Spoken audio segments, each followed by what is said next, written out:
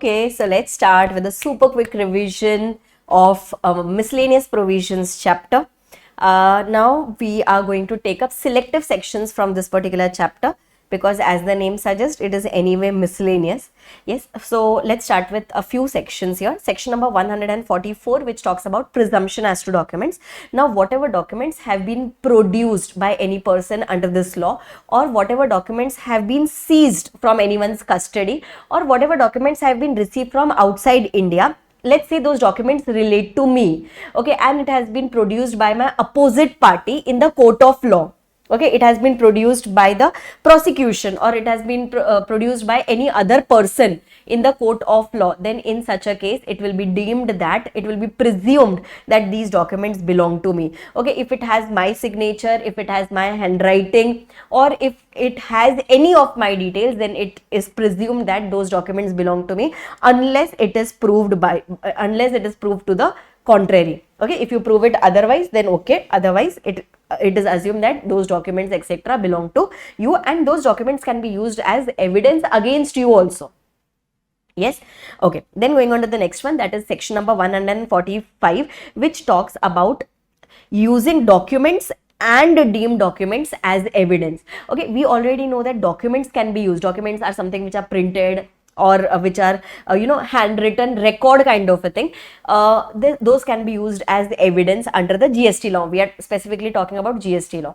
Okay, along with these documents, there can be something called as deemed documents, means which are assumed to be as documents, just like any fax copy or any microfilms, okay, or any soft copy of the information or any computer printout. Even these will be considered as deemed documents. And what is the relevance of considering these as deemed documents? These can also be used as evidence in the court of law, and this can be used as evidence under the GST law also. Then going on to the next one, that is section number 146, that is common portal. Now we already know that we already have a common portal. So central government has the power to notify GST common portal on the recommendation of GST council, which will be used for various functions like taking registration, for filing of returns, for payment of taxes and such other matters. And for the e-way bill, we have already got a different portal, that is your e-way bill gst.gov.in. and for your invoice registration etc., we had seen that, remember, 1 2 3 4 5 6 7 8 9 10, for that already a different website is present. Right, then after that, going to the next one, that is section number 149. 149 talks about GST compliance rating. Okay, now this procedure is not made fully functional yet now, but what they are planning is every registered person, on the basis of the record of compliances, okay, on the basis of record of compliances, it will be assigned a rating. Okay, let's say on the scale of 1 out of 10, it will be given a rating that whether this person is a proper GST compliant person or not. And since this is to be monitored from time to time basis, so this rating is not going to be a permanent rating. It will keep on revising from time to time. And can we say the other people who are going to deal with us in the business, those people can take help of this GST compliance rating, and then they can decide whether to do business with us or not. Right, then after that, going to the next one, that is your section number 158.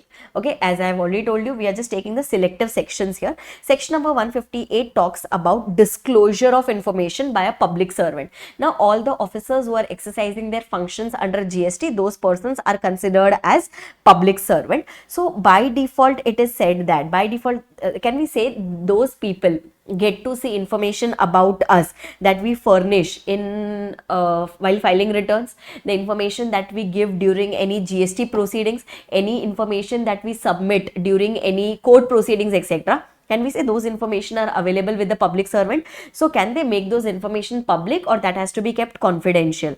So the answer is yes, those have to be kept confidential. But in some exceptional cases, okay, in some exceptional cases, these information can be disclosed. Example, if they want to, by using this information or by showing this information, some prosecution will be done against that person, or it has to be used under some other law for the time being in force, or this information is required by the court of law, or this information is required for doing recovery of taxes, or for realization of any taxes, or for levy of any taxes, for collection of any taxes, or for if it is required to be disclosed in public interest, for such exceptional cases, the information can be disclosed by the public servant.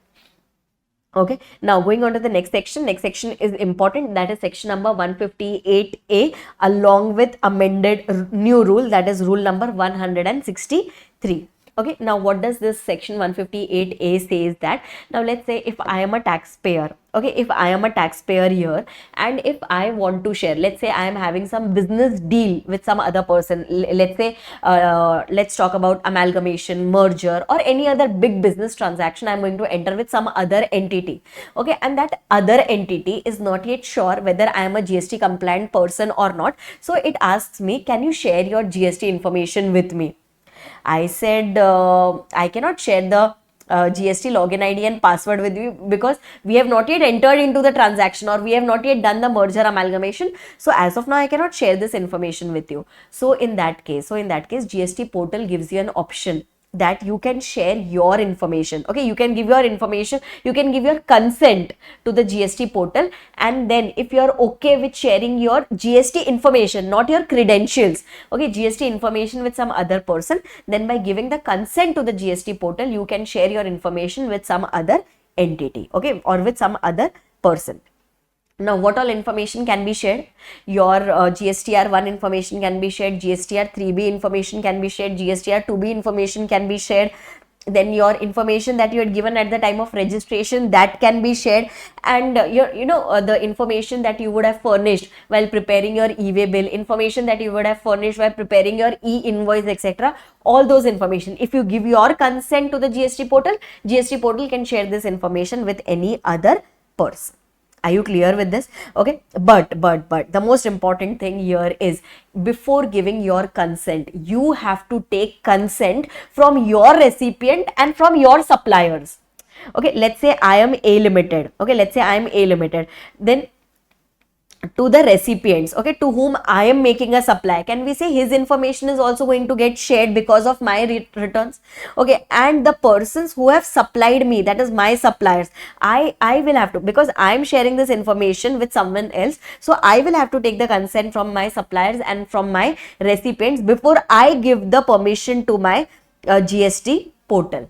Okay, once I give the permission to my GST portal, then GST portal is going to share this information. Okay, now I will tell to the GST portal, share it for so and so tax period. Okay, I will say that share only GSTR1 details, or I will say that share all the information about me. So I will give consent for respective things which is required to be shared. I will give my consent to the GST portal that please share it with some other entity, XYZ entity for example.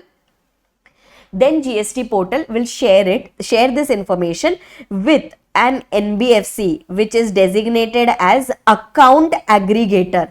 Okay, it is given here in rule number 163 that this information will be shared with account aggregator. Now ma'am, what is this account aggregator? Account aggregator is nothing but a NBFC which is functioning as per the guidelines of RBI, and this is providing the service of sharing the information between two entities. Okay, so basically I am giving my consent to the GST portal. Okay, on the GST portal I will say I agree. Okay, I will give my consent. Then GST portal will share this information with this NBFC, that is nothing but the account aggregator, and then this account aggregator will finally share this information with the other entity with whom ultimately I wanted to share my information. Okay, so that's why this is called as what? That's why this is called as consent based sharing. GST common portal cannot suo motu share my information with someone else. Only if I give my consent to the GST common portal after taking consent from my recipients and my suppliers, only then we can share this information with the third party. Are you clear with this? Yes.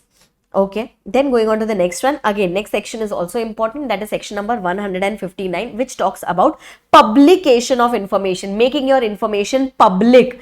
Okay, information about whom? Information about some persons. Information about some persons in some cases can be made public. Now listen, let's say there is some proceedings going on against you, or there are some prosecutions, offenses relating prosecutions going on against you, and if the commissioner or any authorized officer is of the opinion that your name let's make you famous, your name should be made public. Okay, your name should be made public, or your information should be made public. Okay, then in such cases, commissioner or any other officer authorized by the commissioner, if they are of the opinion that we should make this public, this should be given in the public domain, this is in public interest, that we should release the name of such persons against whom proceedings or prosecution is going on, then they can do so. But if the other party, that is the taxpayer, has filed any appeal, okay, then please wait till the time is appeal, till the time the appeal is disposed of. Or if the other person has not filed the appeal, then at least wait till the time the person has the option to go and file the appeal. Okay, only after that his publication, his publication means his information can be made public. His information means, let's say if it is an individual, then that individual's name, that against this particular individual prosecution is going on under GST, etc., will be made public. Okay, similarly, if it is a firm, then details of the firm, name of the partners, etc., can also be made public here. But please wait till the appeal gets disposed of, or till the time limit for filing the appeal expires. Yes, okay. Then going on to the next one, that is section number 161, which talks about rectification. Again, an important section, section number 161, which talks about rectification of error apparent on the face of the record. Now, let's say if there is any GST authority which has passed, okay, which has passed any decision, which has passed any order, which has issued any notice or any certificate or any document applicable to five things. Okay, if it has made any of these things, and if in this particular document, order, decision, notice, etc., if there is any mistake which is apparent on record, okay, means दिख कर आ रहा है, you can see it very easily that this is a mistake, this is not change of opinion. Okay, if there is a mistake which is apparent from record, then in that case authority can suo motu rectify it, or it can do the rectification if any GST officer has told this authority that there is a mistake in your document, or if the affected person brings it to the notice of this authority within 3 months from the date of such issue, then in such case rectification of that particular document, notice, order, etc. can be done. But no rectification can be done after 6 months from the date of issue of such documents. Means if rectification has to be done, it has to be done within a time period of 6 months from the date of issue of any of these things. Are you clear with this? Okay, and suppose if there is any arithmetical error, or if there is any clerical error, or if there is any correction, only spelling mistake kind of a thing, then the time limit of 6 months is not applicable. And if because of this rectification someone is getting aggrieved, then first give reasonable opportunity of being heard and then only go for rectification. Are you clear with this? Okay, then section number 164, 165 gives the powers to the government to make rules and regulations. Actually, all the rules under GST are made by the government, okay, and all the regulations are made by the CBIC. Okay, CBIC makes the regulations, a government makes the rules. Right? And whenever any new rule, regulation, notification, etc. is issued, then first get it approved in the parliament, that is laid down before both the houses of parliament at least for a period of 30 days. Okay, and if approved, then only after that, that rule, regulation, etc. will be deemed to have been passed.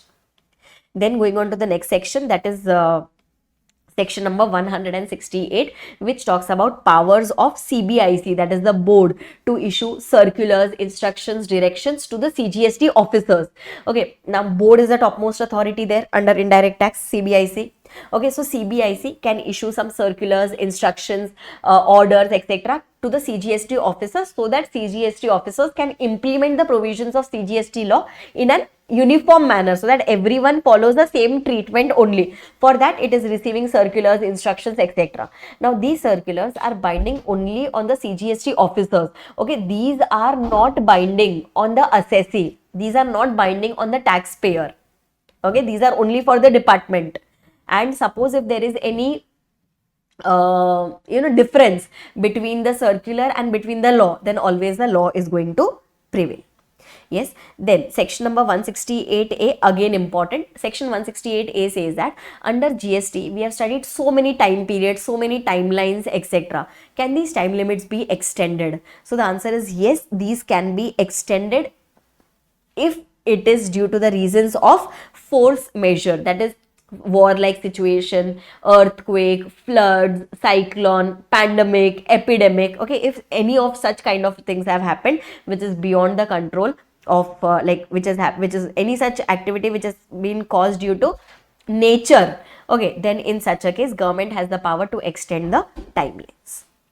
Yes, then going on to the next section, again important, that is section number 169, which talks about service of notice. Okay, now when we talk about any notice, order, decision, summons, communications, etc., if these are to be served on the assessee, okay, how can the department serve these on the assessee? So either it can be given directly, okay, hand delivery, etc., can be done, or courier can be done to that particular addressee, that is to the taxpayer, or to his manager, or to his authorized representative, or to his advocate, or to his authorized representative, or to any person who is regularly employed with him in the business, or to any adult member of the family residing with the taxable person. This is one basic way of giving the service of any notice. Or it can be given by way of registered post, speed post, courier, etc., or it can be sent by way of email on the email address that was given at the time of registration, or it can be published in the local newspaper of that particular taxpayer's area of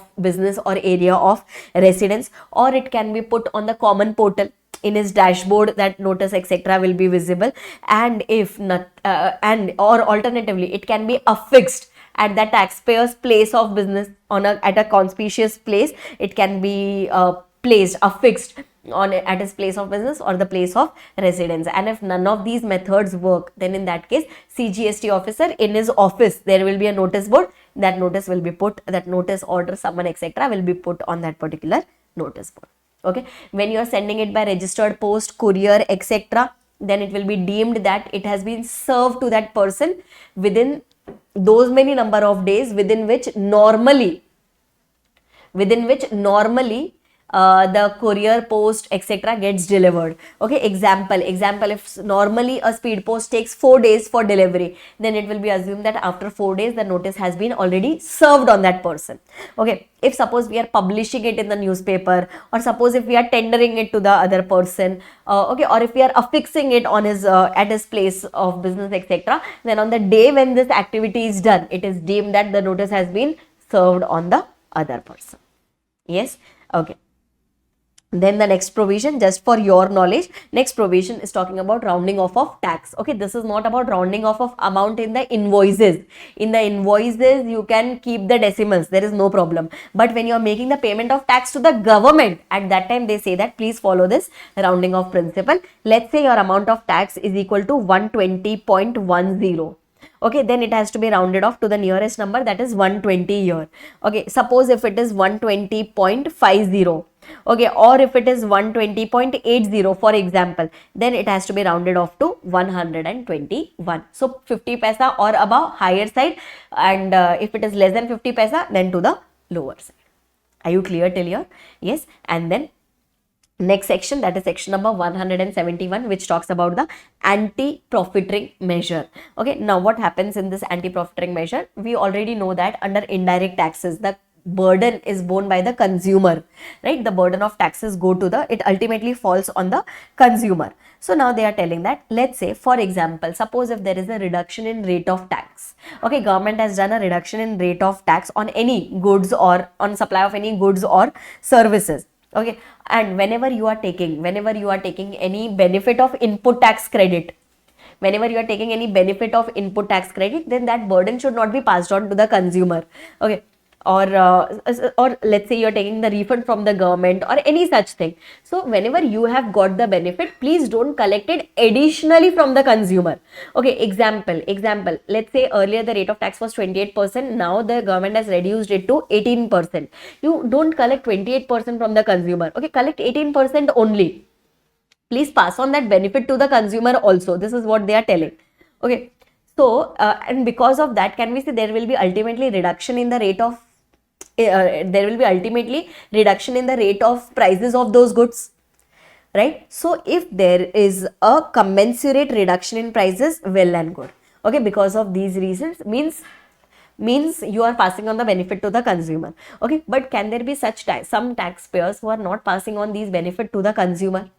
Okay, so for that purpose, there will be an authority called as anti-profiteering authority. Okay, anti-profiteering authority who will interfere in between and who will make sure that this anti-profiteering measure is implemented on that particular taxpayer. Okay, who is this anti-profiteering authority? Now that earlier it was NAPA, National Anti-Profiteering Authority. Now Competition Commission of India. Okay, Competition Commission of India is notified as the anti-profiteering authority. Now, what is the work of this anti-profiteering authority? It will check whether there is any rate reduction, whether that because of that rate reduction, is there any commensurate reduction in prices or not. Okay, then it will identify those taxpayers who have not passed on the benefit to the consumers. Okay, if it has found that okay, there are some taxpayers who have not passed on this benefit, then it will order that person to do the reduction in prices, and then it will tell that please pass on this benefit, okay, or pay back this benefit back to the recipient along with interest at the rate of 18% from the day when you had collected this extra amount till the date when you are returning it back. Please give this money back to the recipient. Suppose if that recipient or that consumer is not identifiable or not traceable as of now, then please deposit the same in the consumer welfare fund. Okay, to give you some more detail, 50% to the state consumer welfare fund and 50% to the center consumer welfare fund. State consumer welfare fund wherever this particular order has been passed. Okay, so if the recipient is traceable, please give the benefit to that, please pay back that benefit to that recipient along with interest. If that recipient is not traceable, then that benefit along with interest, deposit it in the consumer welfare fund. Then because he has done this profiteering thing, then penalty can be imposed by this authority, and it can even lead to cancellation of registration. And this authority is required to submit a performance report to the GST Council on every quarterly basis by 10th of the next month, that who all were found guilty, what all punishments we have imposed on such persons, how much money has been deposited in the consumer welfare fund, how much amount has been refunded back to the recipients. All these things are the functions of the anti-profiteering authority. Are you clear with this? Okay, so in this case, even the consumer, in this case, even the consumer can go to the to some authority saying that, sir, there was a reduction in tax, but we have not got that benefit. Okay, so consumer goes to the state screening committee who will check whether it is a case of profiteering. State screening committee will further give the case to the standing committee who will also check whether the claim of state screening committee is correct or not. Then the matter goes to the Director General of Anti-Profiteering, which will do the investigation of this profiteering, and then the matter comes before the Anti-Profiteering Authority, and the final order will be passed by the Anti-Profiteering Authority, who will determine how much is the amount of profiteering, how much should be given back to the recipient, how much is the interest on that, and what penalty is to be levied on such a person. Okay, penalty amount is how much? It is 10% of such profited amount if the profited amount is not deposited within 30 days of the date of passing the order. Means when the anti-profiteering authority is passing the order, within 30 days, if you either refund it back to the recipient or if you deposit in the consumer welfare fund, well and good. If not done, then the penalty becomes applicable, is equal to 10% of the profited amount. Yes, okay. Then after that, going on to the next one, anything else that we need to do here is, okay, so under section 3, 4, 5, 6, they have spoken about the officers, okay, CGST officers, SGST officers, UTGST officers. Under section number 3, they have even given you the name of the officers. Okay, we have seen this name somewhere or the other. Commissioner is there, assistant commissioner is there, deputy commissioner is there, joint commissioner is there, additional commissioner is there, only commissioner is there, commissioner of appeals is there, principal commissioner is there, principal chief commissioner, etc. These are the officers who are appointed under your CGST law for the purpose of discharge of functions under this particular law. Okay, in addition to those officers which we have just seen, CBIC has the powers to appoint more number of officers at the superintendent levels. Okay, they will be given their powers will be mentioned under the CGST law, and the officers who are appointed under SGST, UTGST, even they can be appointed, even they can act as the CGST officers if so notified. Yes, and the last point here is in the case of insolvency. Okay, in the case of IBC. Now, if let's say there is a particular company which has gone for insolvency under IBC, so that company is called as what? That corporate person is called as the corporate debtor. Okay, I always used to say under law, corporate debtor is nothing but the defaulter person who has now come under IBC because that person has been declared as insolvent. So now if that person has come under IBC, his CIRP is going to start, corporate insolvency resolution process, that is his revival process is going to start. As soon as his revival process is going to start, there is a person called as IRP and RP who is appointed, interim resolution professional and resolution professional. These persons are appointed who are going to do the CIRP. Okay, so whenever IBC starts against any defaulting company, then this corporate debtor is required to take a new registration under GST within 30 days of appointment. Within 30 days of appointment of this IRP or RP, within 30 days, it will have to apply for new GST registration in every state wherever that corporate debtor was earlier registered. Okay, because even during insolvency, even during your CRP, your business is still running. Okay, so now all the returns etc that you have to file, that will be as per the new GST registration. But new GST registration is not required if corporate debtor had earlier, means before insolvency, it had never defaulted in filing the GST returns, it had never defaulted in filing its GSTR1. Means if there was no GST default, then now during its insolvency, it is not required to take any new GST registration.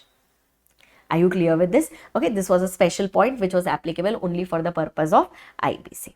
Yes, I hope you are very clear till here, everyone. I have just taken up all the important sections. Okay, I have not covered all. I have taken all the important sections from this particular chapter, and this much should be sufficient. Yes, thank you so much. Enjoy.